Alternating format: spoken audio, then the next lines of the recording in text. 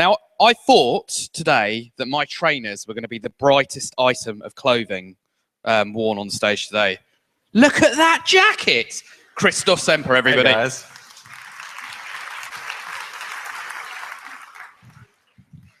So, I guess I want to start with a little selfie. If we could turn on the lights really quick, because that is probably the biggest room that I'm speaking in this month. And how do you guys like SEO, BrightonSEO so far? Hey, that's too much light, my cam, I'm sorry. So here's one again. Oh my God, too many people. All right, we're a bit in the rush, and I guess it's time to talk about links. 7 things you didn't know about links and redirects. Oh, that is the next button. Like I said, it's nice to be here again in Brighton. And my name is Christoph C, founder of link research tools, Link Detox, and also Impactana, and they all play together really nice as a software. What Google said is that links are important. In case you missed that, of course links are important. This is what John Miller said in November 2015 in Salzburg at the SEO.com. And it gets even better because Andrew, a senior strategist, basically a high-end developer, said just last month that still links are the #1 ranking factor besides content and then rank brain. So that hasn't changed much. And honestly, a big system like Google cannot change every month or every year. Why would it? This is a picture of the web as defined by hyperlinks connecting nodes by Tim Berners-Lee 30 years ago. Or this, or this. You cannot not see it, especially not if you're a search engine. Take this from me as I built a search engine with Impactana, or take it from Yandex, who tried it and then turned the links back on in case you missed that in the news. That was just a short little test for 2 or 3 months. So links are here to stay, and I want to thank Marcus with a presentation in the beginning, which was, like the other two, a fantastic presentation. Not all links are equal, and I'm not sure if you got that. This is exactly what Marcus focused on as well. Links are not equal, especially not in different industries and across varying factors. I repeat, not all links are equal. So it's actually stupid if you just count the number of links. In case you're doing that, I would encourage you to change your questions a little bit. I stole this slide from Marcus actually, because it says backlinks, the number of backlinks related to rankings in this case. There are many other great slides, but I'm happy that Marcus added more slides on backlinks. You should not ask how many backlinks are there, but ask how many backlinks on how many linking pages, on how many linking domains, on how many linking root domains per month or per time period. We call this link velocity and measure it in link velocity trends, because obviously if a domain has a lot of links in 2013, 2014, and that drops, that's different. You cannot just sum it up and assume it's the same. And which type of links? I'm sure many of you know follow versus no follow links, and there are many other technical aspects to it. What power does a link have in the whole web graph that we saw? What trust does it empower? What's the risk of a link? You know, in 2012, Google launched the Penguin update. Who of you got hit by the Google Penguin update in the last 4 years? Can I see a show of hands? All right. This is because some of the links are risky and cost spam penalties. And by the way, linking keywords or anchor text matter. There's a difference if you have links with commercial anchor text or brand links, or a mix of those. So these are just some aspects for each link and for each industry. There is no one-size-fits-all, and Marcus showed that he did all the research and the ranking factors for 2016 now per industry. This is exactly what we said we need to look at in SEO. If you compare the search metrics ranking factors now to Moz, you will get so much more value out of it, because Marcus finally took the extra mile to look at this per industry. Finance, gambling, dating. There's no one-size-fits-all. Whenever you read something like, you need 20% of this and 10% of that, this is only true for this one example that you read about in that one industry. Another example here is this typical 1,000 backlinks. 1,000 backlinks can mean 1,000 different domains linking to you from, well, the homepage, for example, or one page, or it could mean one domain linking to you on 1,000 subpages. Just one example, and you filtered that with a site-wide filter, as we call it, because you cannot count all of those links the same. Yeah, so again, this chart that I stole would open up a bunch of other questions or other slides, and we saw some of those already. Here's the tip number 2 that you might have missed. A fantastic case study, an experiment from Reboot Online, a UK agency. Are you guys here? No? Wonderful experiment that ran for 5 months on 10 domains, where they registered 10 fresh domains, gave them some content, good content, unique content, but similar if you want. And 5 of those domains had outgoing links to authoritative sources on it, and 5 did not. Just the mentions. After 5 months and a lot of flux going back and forth with the various Google updates, the 5 with the outgoing links ranked number 1 to 5 for a random term, a made-up term. This is a made-up term to avoid any fluctuations and competition from real-life keywords. This is how SEO tests are often set up, and it's really set up really nice. The other 6 to 10 positions were held by those domains that did not have any links going out there. This is certainly one of the more advanced experiments that took a lot of time, a lot of effort, and of course, can be seen as isolated as possible. Over time of 5 months, of course, a lot of things change, so these tests are always hard to track, hard to set up. So I appreciate getting that. In case you missed that, just a couple of days ago, Google sent out penalties to thousands of webmasters for unnatural outgoing links, paid links if you want.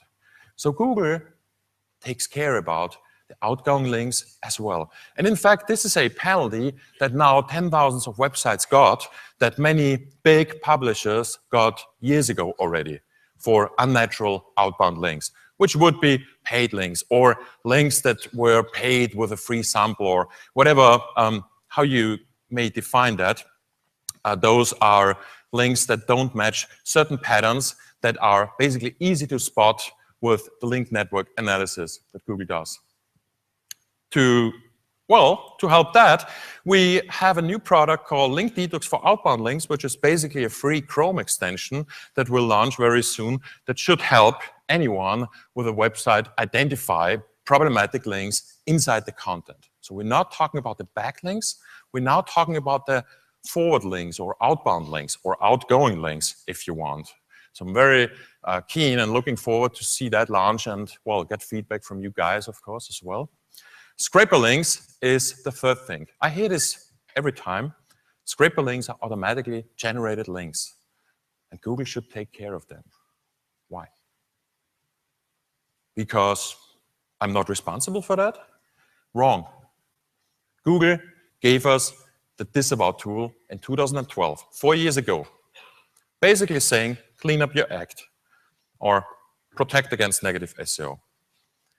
Google does not have the interest, nor does it have the resources to footprint every automated spam generator that is creating a lot of links to your site automatically.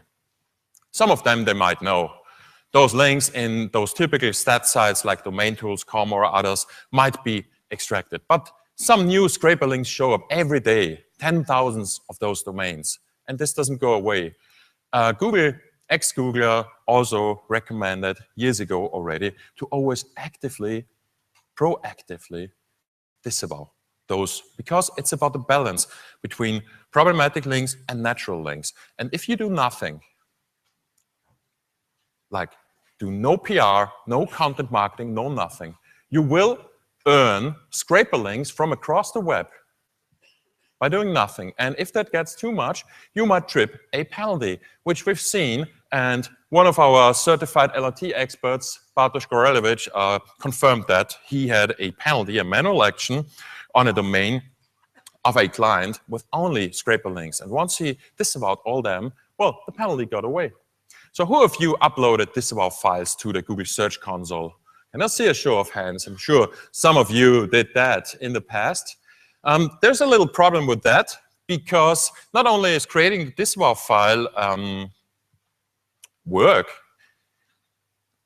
the disavow files and the links in there, the really spammy links that you want to get rid of, must be crawled for the disavow file to work. Who of you has seen Don Anderson this morning about crawling budgets and how the number of domains actually went up, I think, by 40%, like many billions of extra domains on the web? Google has unlimited resources? No. Of course they plan their budgets, their crawling budget, and those links that you want to try to get rid of are maybe links on domains that were penalized years ago, removed from the index years ago. Google might visit them in a couple of months again. Because Google is also just a sort of computer, and this is the so-called disavow problem, where you might hear or might experience that the disavow file doesn't work or takes ages. In fact, even Google confirms that, because they even say in their Google Webmaster Support, as we recrawl the web, we process the disavow command. Can take weeks. In fact, up to 9 months, based on our experience. And this is why we built quite a while ago already Link Detox Boost to help speed that up. Number 5, old links matter if you keep them. If you look at a case study like this that talks about ranking without links, it's actually a great example of not ranking without the right links, because one link of a very strong Power Trust site got dropped here in February, and then it just went downwards in combination with Google Penguin 3 as well.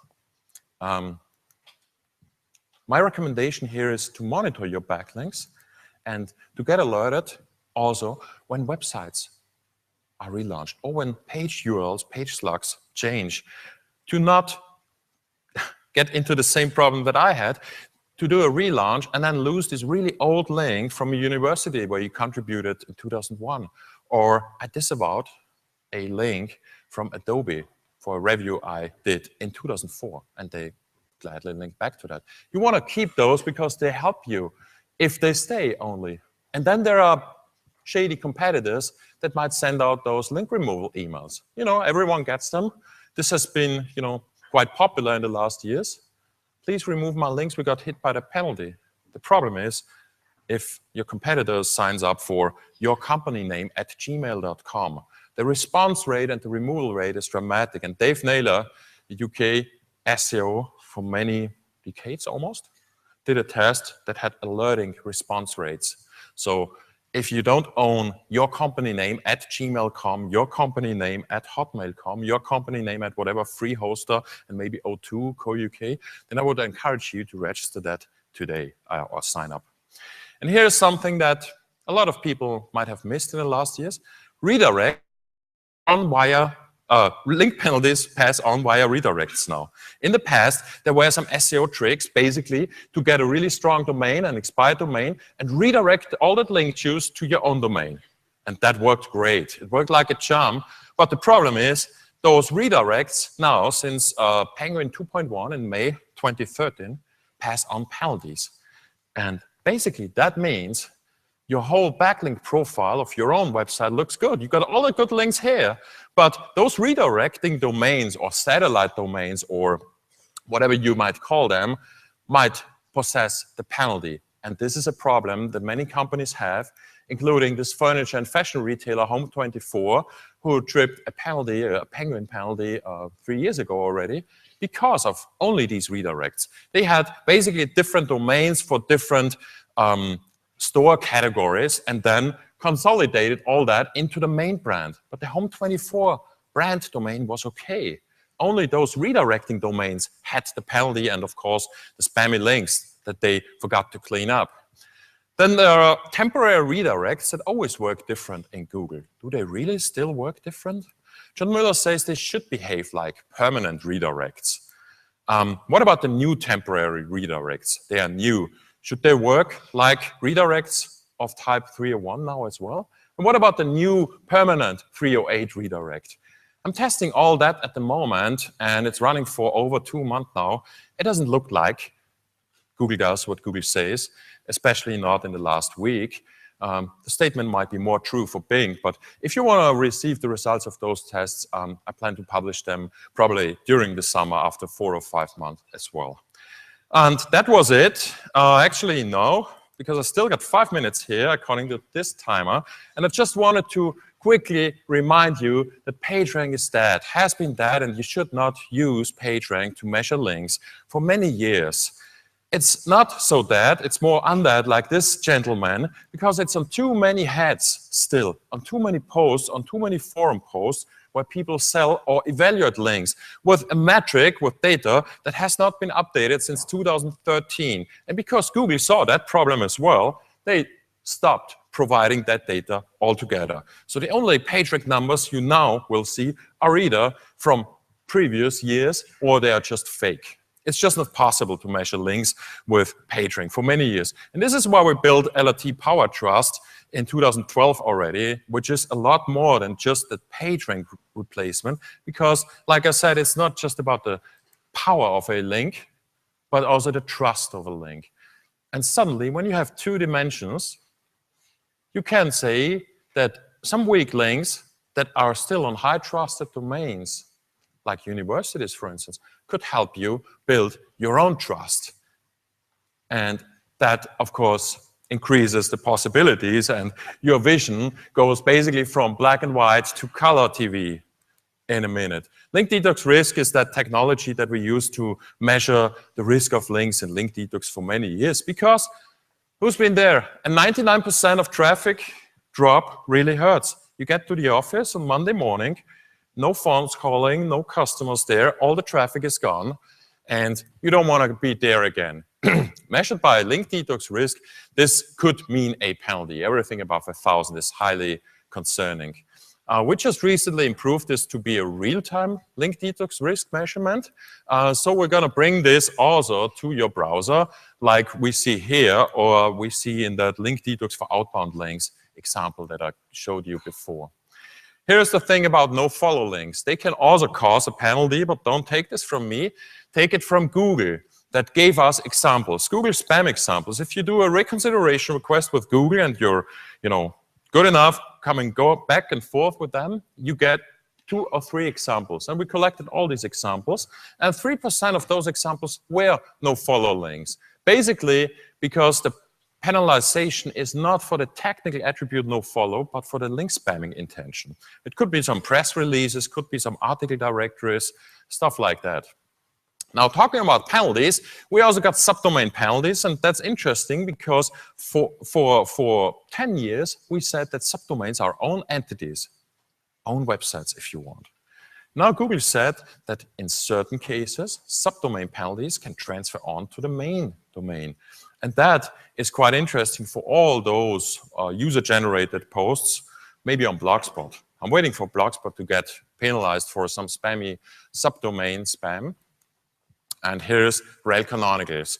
Who of you has used rel canonicals in the past to fix something on-site or to transfer some link juice from A to B? Show of hands. Rel canonicals? Okay, just a quick explanation. It's like a redirect when you talk about links, because Google is said to crawl that other page and transfer on part of that. But the user stays on the original site. So it's different to redirects. A quick example, if this is your page, me, that has a bunch of links to it, that links to them via one link, and that rel canonical transfers the juice to a page A, I could not find a single person to tell me what actually happens to that link. That link that links to them is not on page A. Does this link not count anymore? Or does it count? And if yes, how much? Maybe it's diluted. I'm testing all that at the moment. And it gets even better if you realize that the HTML code could actually take multiple rel canonicals. So I'm adding a second rel canonical. And my page could rel canonical to page A or page B. Or is it and page B? Or do none of these two get credit? And what happens to that link that goes here? Sounds confusing? I think it is, because doing all that, setting up the experiments, trying to figure out what Google really does about that, and if there is a way to possibly make a mistake or get some advantage out of that, while setting up all these tests, I realized all my browser extensions were broken or just showed a small part of what I saw.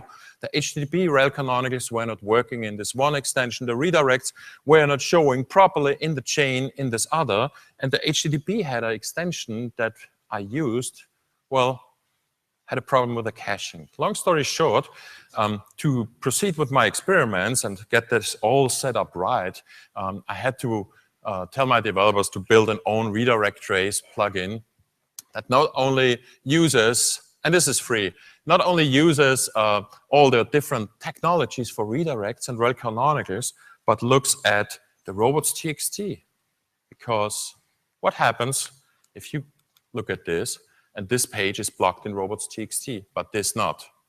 I don't know. Possible problems, very techy, very geeky, but this could hurt a lot of your rankings. So we look at that. And the affiliates will love this, because we also look at which cookies are set where. All of these redirects are potentially cookie stuffer redirects. I want to know which cookies are set where. And then, when it comes to looking at the canonicals, these are all incorporated in these different steps, because maybe somewhere in here, we rel canonical out to somewhere else. That's very, developers will probably love this. If this is too confusing, this is the important part. This redirect step here could possess a penalty that redirects to this site very soon on the redirect. My goal is to see not only the power and trust for each of those redirect hops, but to also see the risk of each of those, to take action and maybe fix the redirects. Something, because the session is called links, I kept saying for many years, is that the best links are the links that your competition cannot get. And you can download the videos and the ebooks at lrtli/hello, where we'll also announce the link detox for outbound links. I encourage you to come to our booth to talk more about link detox, link research tools, and Impactana, the full digital marketing intelligence platform that we provide, or join our free training for becoming a link research tool associate or certified professional. That was it from me. Thank you very much. And big round of applause. Ask me anything.